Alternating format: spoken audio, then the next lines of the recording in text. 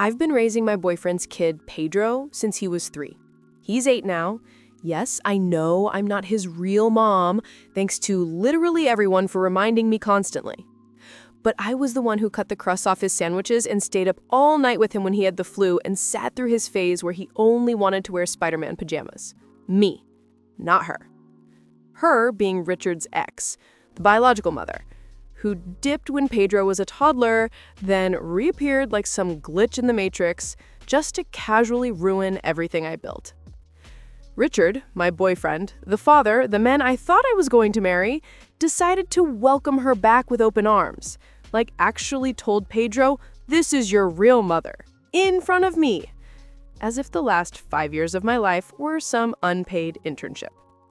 I didn't even process it at first. I laughed. I actually laughed, like, oh, haha, funny prank dad humor, good one. But nope, he meant it. And the second those words left his mouth, Pedro started looking at me differently, like I was extra, optional, like the off-brand charger that only sometimes works. Group chat, family 1, aka the cursed zone. Mom, we didn't raise you to be selfish. Sister, don't ruin this for us. Dad, you're lucky a man like him wants you.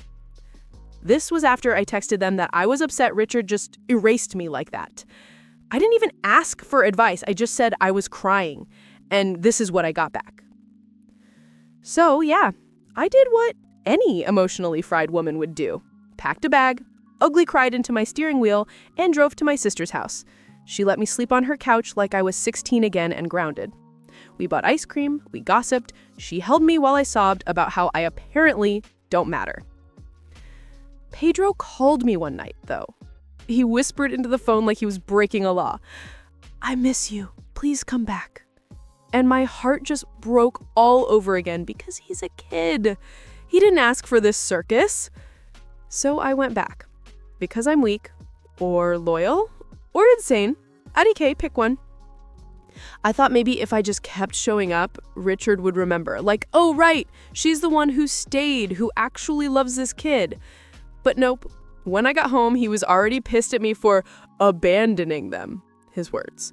Like I left to go sip margaritas in Cancun instead of collapsing on my sister's IKEA couch. Richard texts, collected. You can't just walk out when things get hard. Pedro doesn't need confusion right now. Stop making this about you. This is about him. You're acting hysterical again. So, yeah, hysterical me did the logical thing. I grabbed Pedro and took him back to my sister's house. She's probably sick of me at this point, but whatever. Pedro told me he liked me, and he liked his mom, and he didn't want me to be sad. And I told him something I genuinely meant.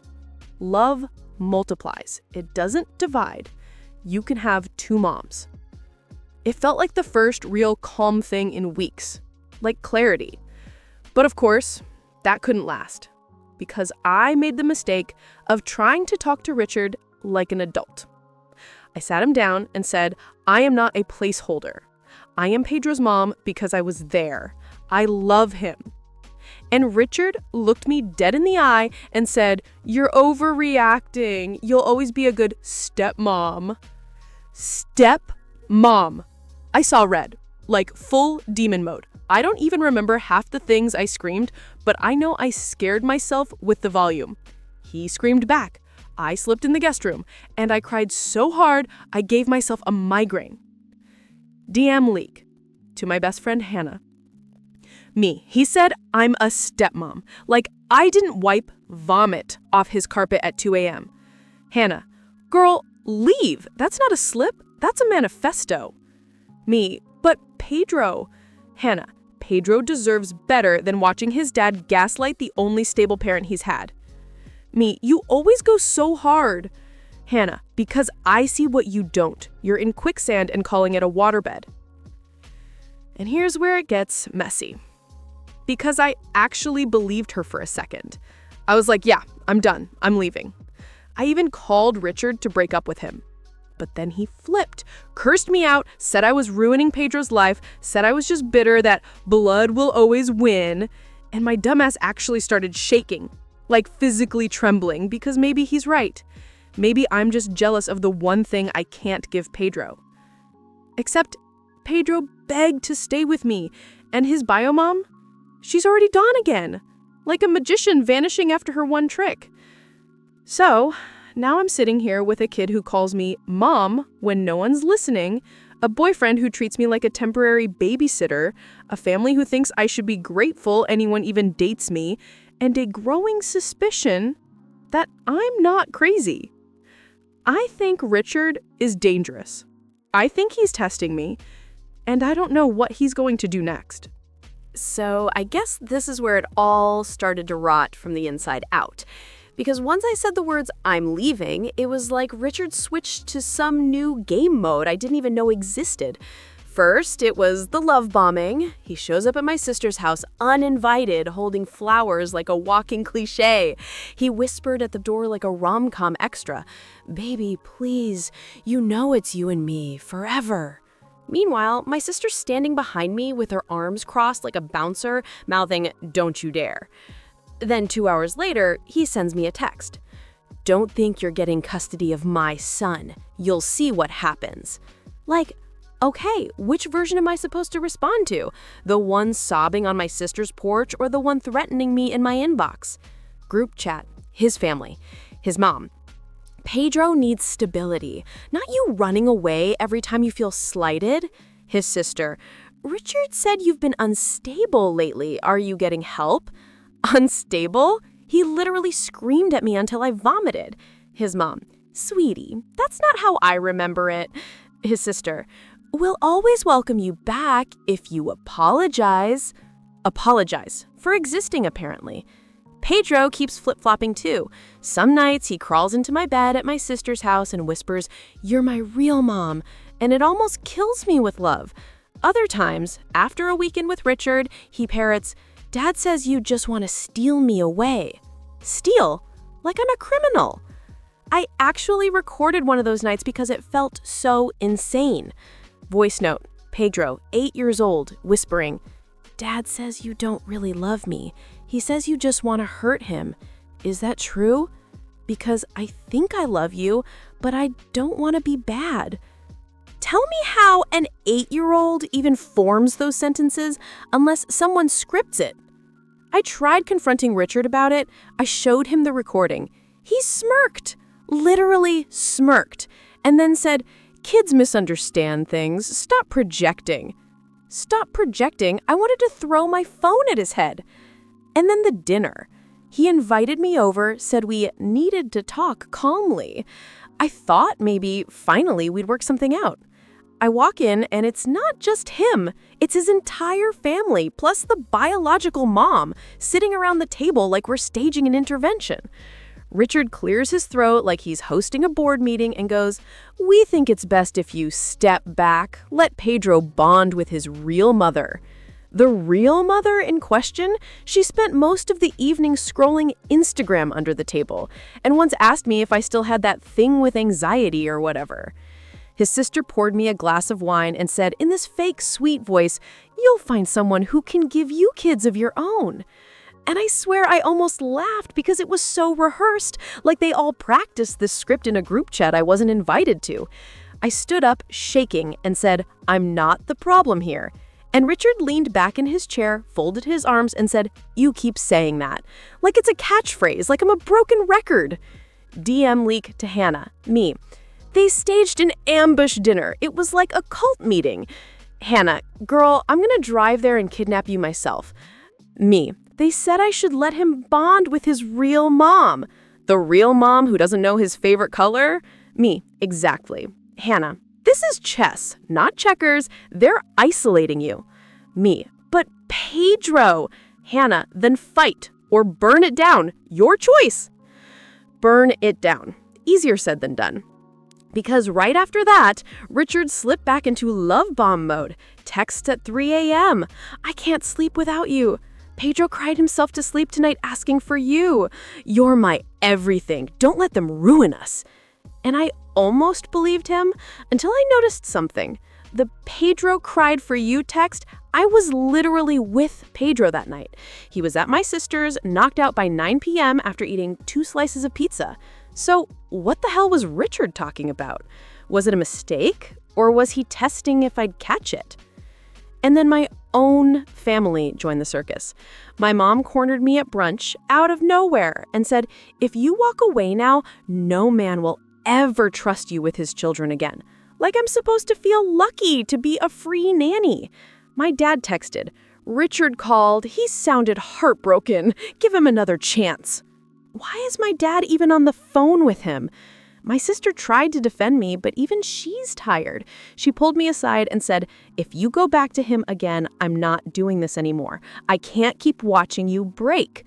So now I'm stuck between a man who might actually break me and a sister who's about to stop catching me when I fall. The breaking point was the baby shower. Not mine, obviously.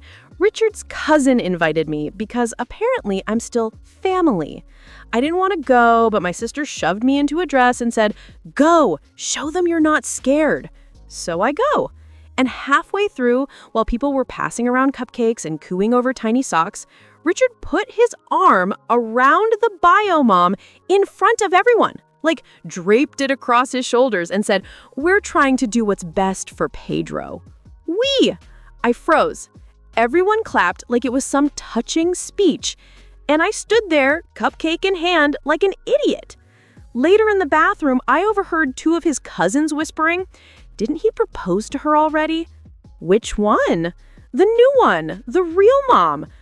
And my stomach dropped because he never told me that. I went home that night and stared at my phone, waiting for him to explain. At 2 a.m., he finally texted, don't listen to gossip. You know you're the one I want. And then a second later, unless you keep pushing me away. So which is it? Am I the love of his life or a disposable babysitter? Am I crazy for thinking both things can't be true at once? Hannah says I'm in a psychological escape room. My sister says I'm addicted to chaos. My mom says I'm selfish. But deep down, I'm starting to think Richard is planning something. And I don't know if I'm supposed to wait and see or run before it happens. Okay, so I thought I'd hit rock bottom already. Turns out rock bottom has a basement, and that basement has a trapdoor. And under that trapdoor, apparently it's my life now. Because after the baby shower incident, after the whispers about him proposing to the biomom, I'm typing that still makes me want to puke. I decided I couldn't just sit there anymore. I told myself, tonight you get answers. No more misunderstandings, no more maybe I misheard, answers. So I drove to his place. Mistake number 1. He opened the door like nothing was wrong, kissed my cheek, handed me a glass of wine. You're overthinking again, he said. That's his favorite phrase, by the way. It's like his get-out-of-jail-free card. Me, did you propose to her? Him, without even blinking, who told you that? Me, doesn't matter. Did you? Him, smiling, sipping his drink like a smug villain in a bad Netflix show. You always believe gossip over me. That says more about you than me. And I swear for a second, I thought maybe I was losing it. Maybe I'd hallucinated those voices at the baby shower. Maybe I was drunker than I realized. But then his phone buzzed on the counter. A message preview popped up. From his cousin. It literally said, "Congrats again, when's the engagement party?" My body went cold, like someone unplugged me. I pointed at the phone, explained that. And he actually laughed. You're paranoid. She's congratulating me on something else. Something else, like what? His new gym membership? I grabbed the phone, and he snatched it back so hard the glass of wine spilled all over the floor. That's when I knew. I wasn't crazy, I wasn't spiraling, I was being played. Texts later that night when I left. Me, we're done. Don't contact me again unless it's about Pedro. Him, you'll regret this. You're nothing without me. Him, 5 minutes later, please don't do this. You're my whole life. Him, an hour later, if you walk away, don't expect Pedro to choose you. I blocked him after that, but blocking Richard is like locking the door when the window's wide open. Because the next morning, my dad calls me. Dad, Richard came by. He's devastated. He loves you. He says you're unstable. Me, he proposed to another woman. Dad, is that what he told you? I almost threw my phone into traffic. And then Pedro. Sweet, confused Pedro. He shows up at my sister's house with a backpack and tears in his eyes. Apparently, Richard dropped him off without saying a word. Just left him at the door, like an Amazon package. Pedro, Dad said you don't want me anymore. I broke. Full-on collapsed onto the floor, ugly crying in front of an 8-year-old. I held him and said, "That's not true. I will always want you." And he just kept repeating, "Are you sure? Are you sure?" Like he needed me to sign a contract. I tried to stay strong, but I couldn't help myself. I called Richard. I screamed into the phone, "How dare you use him like this?" And he snapped back, "He needs to know what abandonment feels like. Maybe then he'll appreciate me more." Abandonment. He said that word out loud about his own son. That's when I knew it wasn't just manipulation, it was cruelty. The climax came faster than I expected. My cousin offered to help me move my stuff out of Richard's place. Truck, boxes, the whole deal. I thought maybe Richard would sulk, maybe yell, maybe beg. I didn't think he'd get violent. Mistake number 2. We were halfway done loading things when Richard stormed outside, grabbed my arm so hard I felt bruises forming instantly. "You're not going anywhere," he growled. I yanked away and shouted for my cousin. Richard slapped me across the face, like in the middle of the street, broad daylight, neighbors staring through blinds. My cousin lunged. Fists flew. I screamed until my throat went raw.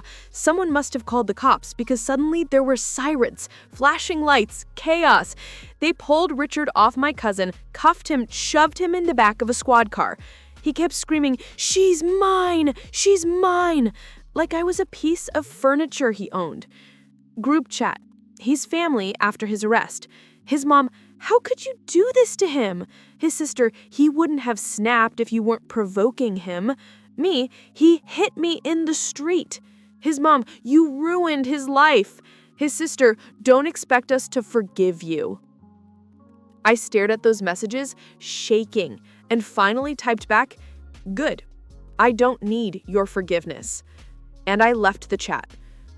Pedro keeps asking me where his dad is. I haven't told him yet. How do you tell an 8-year-old that his father's in jail for hitting the only person who never left him? Every night he whispers, "Is Dad mad at me?" And I want to scream. I want to tell him the truth, but I can't. Not yet. Because here's the thing. The bio mom disappeared again the second Richard got arrested. Gone. Poof. Like she was never real. So it's just me. Me and this kid who still calls me mom when he's half asleep. Me and the bruises fading on my arm. Me and this gnawing realization that I almost built my whole life around a man who wanted to erase me. Hannah says I should feel powerful, that I stood up, fought back, got out. But I don't feel powerful.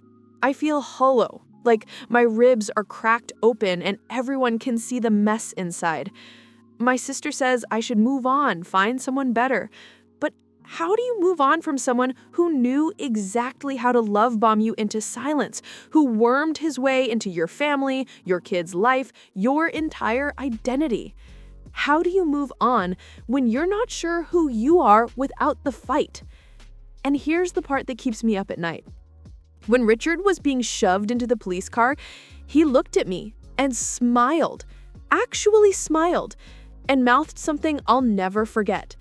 "This isn't over."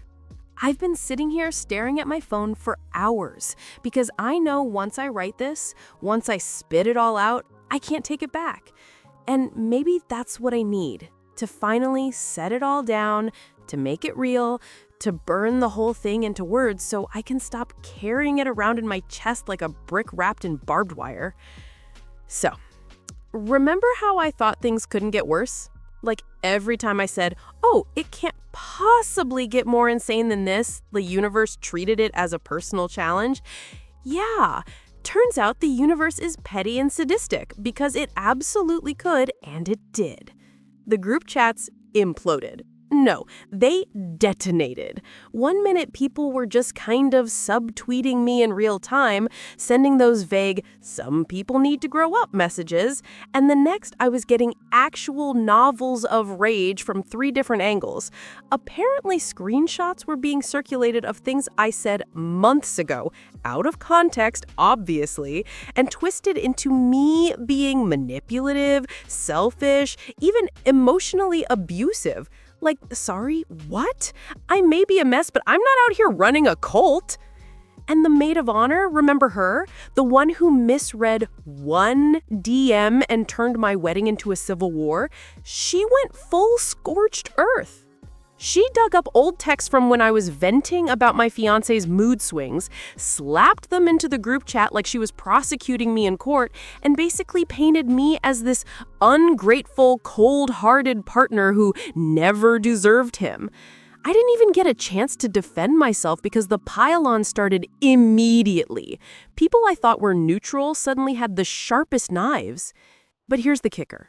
My fiancé, the one person who was supposed to be in the trenches with me, didn't step in. Not once. He just sat there in silence like a scared kid watching his parents fight. No, "hey, that's out of context." No, "let's not gang up on her." Nothing. Just blank silence, which somehow felt louder than all the insults. And then came the confrontation. Someone, I still don't know who because they were cowardly enough to leave it anonymous, dropped the entire chat log into the family group chat. Yep, my parents, his parents, siblings, random cousins who barely show up at Christmas, all of them got front row seats to the absolute demolition of my dignity. My mom called me sobbing. His mom called him, demanding to know why he was letting me behave this way, like I was a child who needed to be disciplined. I lost it. I called him. I screamed. I begged him to at least say something, to stand up for me in some way. And he just kept saying, "I don't want to make it worse." Worse! You're watching me get publicly executed, and your word that saying, "I'm not the devil incarnate," will make it worse? The fight that followed, I don't even have words for it. It was one of those fights where you both say things you didn't even know were lurking in your throats, where the sentences cut like razors because they've been soaking in silence for months. He told me I exhaust him, that I overanalyze everything, that I drag drama into every corner of our lives. I told him he's a coward, that he hides behind his peacekeeper act when really he just doesn't want to get his hands dirty. At some point, I realized I wasn't crying because of what he was saying. I was crying because it finally clicked. This was never going to get better. This wasn't a rough patch or a misunderstanding or something that could be fixed with a couple therapy sessions. This was the core of us. I am fire. He is smoke. I burn hot and loud, and he disappears the second things get uncomfortable. And I can't build a life with someone who vanishes every time the temperature rises. So I ended it. Right there, mid-fight, with my face streaked and my throat raw. I said, "I can't do this anymore." And he just didn't argue, didn't chase, didn't beg me to stay. He just sat there, silent again, like maybe he'd been waiting for me to say it first. And that was it. I packed my stuff. I blocked the group chats. I turned off my phone for 2 days straight because I couldn't deal with the tidal wave of concerned messages that were really just thinly veiled gossip. When I finally turned it back on, the world had already moved on without me. People picking sides, rumors mutating, my name being tossed around like a punchline. I didn't even try to correct them. Let them think what they want. Because here's the thing. I am so tired. I am tired of defending myself. I am tired of twisting myself into shapes to fit people's narratives. I am tired of bleeding on command just to prove I'm a human. So I'm done. Done with the wedding that never happened. Done with the fiancé who chose silence over loyalty. Done with the maid of honor who wanted a war more than a friendship. Done with the endless cycle of screenshots and side eyes and half-truths. I don't know what comes next. I don't know if I'll ever get married or if I even want to anymore. I don't know if I'll keep half the friends I thought I had. All I know is that the version of me who tolerated this circus is dead. So this is my last post, my last rant, my last 3 a.m. trauma dump into the void. Thank you for listening, strangers. Thank you for holding the pieces while I tried to glue them back together. I'm closing the tab now, for good.